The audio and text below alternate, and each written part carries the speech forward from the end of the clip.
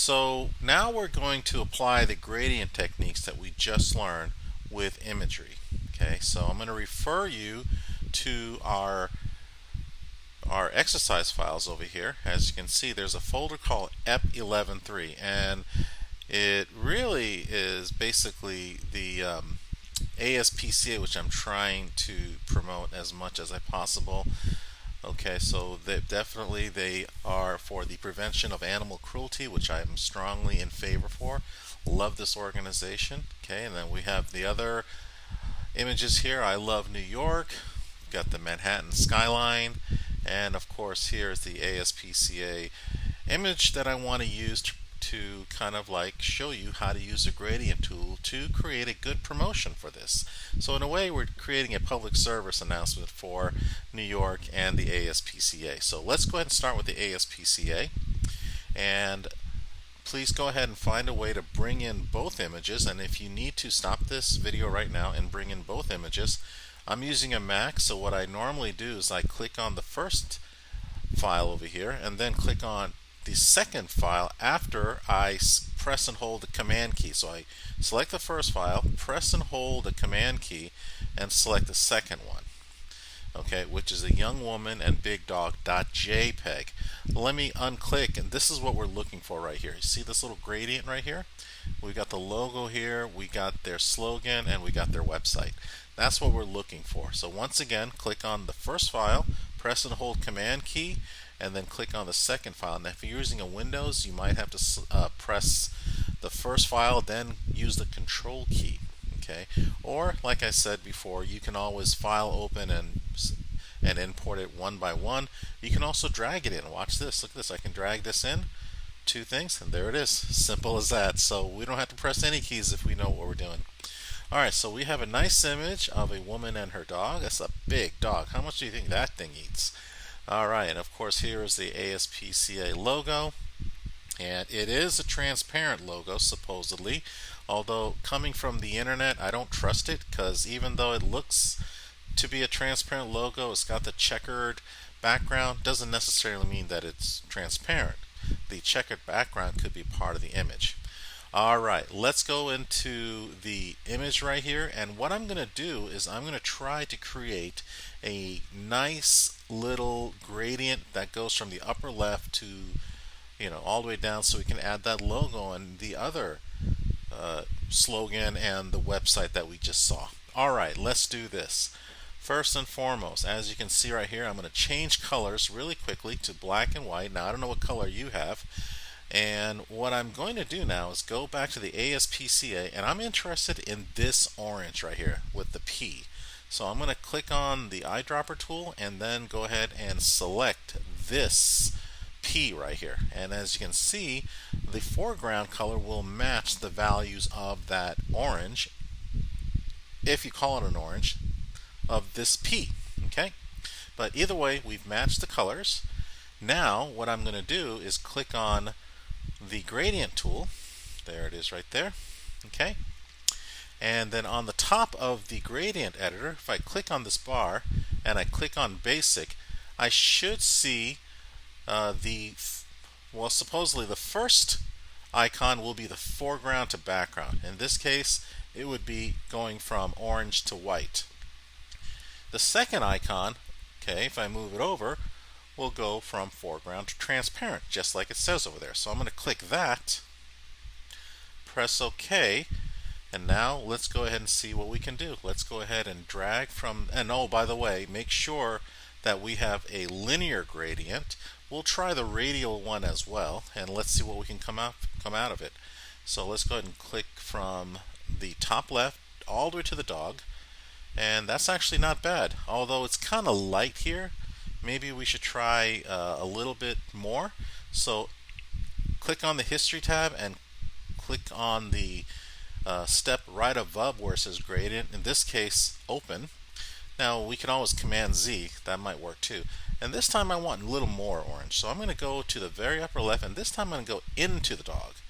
There it is right there. Alright, well, let's see what we can do with this. Alright, so this image, by the way, if we go to image size, is approximately Now it's measured in inches, so we're going to do pixels. 1000 by 700. So let's say 1058 by 700. Alright, now let's go over here. This image is pretty big. Look at this, 3000. Okay, that's pretty huge. That's not going to fit in the other image. So what I'm going to do is I'm going to bring this down to, let's say, 700. Alright, and press OK. So now we've got this situation. And I'm going to go ahead and press Select All. Notice the marching ants are marching around that image. Then I'm going to edit copy, or Command C or Control C, and I'm going to go back to this image right here. Okay, and then I'm going to go ahead and paste. Edit, paste. There we have it. Well, guess what? It is transparent. Okay, so now I have to find a way to tilt it and fit in the upper left. So now obviously I can do this. I can go to Edit and Free Transform right there. Free Transform, Command T. Okay, and you've got these little handles that appear around the ASPCA, and I can actually leave it right there. And by the way, notice how it kind of wobbles a little bit like that. So I can fix this image. Okay, and I believe if I click up here, although I'm not sure, maintain aspect ratio, let's click it again so that it will maintain the aspect ratio. And well, it's not really doing it, is it? Let me see if I can try and do that again. Yeah, so if I unclick it, I guess that's what happens. I can just go ahead. No, it's not doing it. But if I press and hold the Shift key, that'll do it. Alright, well anyways, look where it's at. That's actually nice right there on the upper left. But what I'm going to do instead is I'm going to, you notice how there's a curved cursor on the upper right there. You see how it's curving? And what I'm going to do now is I'm just going to curve it. There we have it right there. And I'm going to actually shrink it a little bit more. Now when it comes to marketing, you don't want to shrink your logo too much. Okay, so here it is. And let's see what a drop shadow effect will do to this. So again, I want to kind of center it and make it look really good. There it is right there. And then let's see if we can go to Layer, Layer Style, and let's go to Drop Shadow. Alright, and as you can see, there's a little bit of a drop shadow there.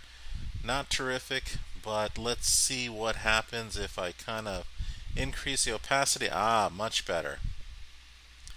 And let's kind of put the shadow to that position. Now we're talking. Okay, and I'm just going to leave it right there.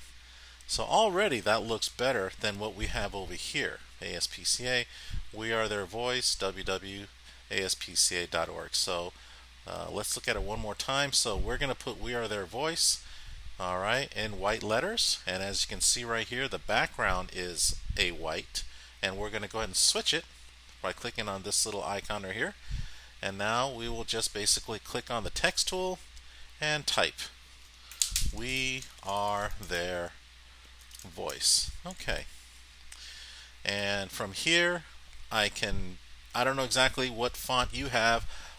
You don't have to use my font. You can use any font you want. I have Myriad Pro, but you can use Arial, you can use Verdana, whatever is good for you. And you can be your own judge. See how big or small it needs to be. But when it comes to marketing, the slogan should never exceed the logo. So here we have right here, and of course I'm going to mention the fact that anything text has its own automatically creates a new layer. So with that being said, I can go to Edit, Free Transform again, same handlebars, and I can go ahead and notice that I can move it right over there. There you have it. Done. Okay, We Are Their Voice. And now what we're going to do, actually maybe make it right around there. Okay, nothing terrific. And we got to make sure it's kind of like parallel to each other. There we go. And the final thing, of course, is their website. Okay, now this is going to be tough because, like I said, it's kind of tough to create the layer again, text tool. Okay, well actually it wasn't that easy. So sometimes it continues on to the previous text layer, but in this case, I guess we're fortunate. www.aspca.org, and this time I'm going to color this black. So the way to do that is highlight the entire text, go down here, and you notice that this little icon right here, the smaller black, which will make the foreground a black. There it is right there. Alright, so now I'm going to kind of shrink this a little bit.